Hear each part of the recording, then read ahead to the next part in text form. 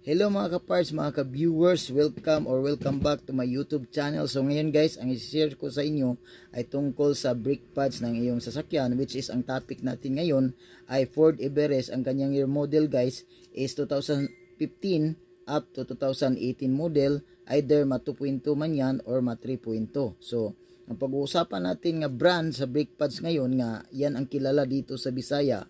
Especially dito sa Dumaguete guys, yan yung pinakakilalang brake pads dito sa amin. So sa shop namin, ito yung kinakabit namin. So ang mga katanungan, ano ba ang part number sa brake pads ng harapan niya?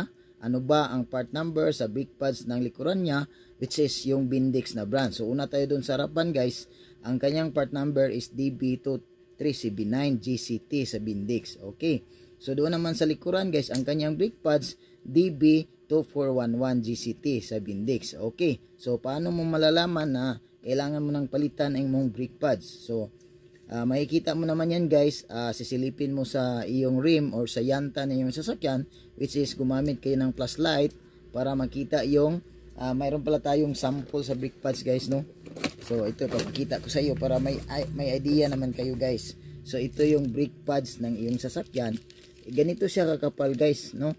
Kung halimbawa yung brake pads mo ay ganito na lang ka nipis, kailangan mo nang palitan. Huwag mo nang pabutin doon sa mag metal to metal contact na siya, kasi sisirain niya ang rotor disc mo. So which is mahal din yun, no?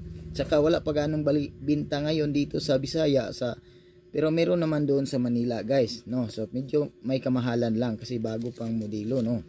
So yon, ito pala yung brake pads ng iyong harapan, which is DB23CB9 yon sa Bendix.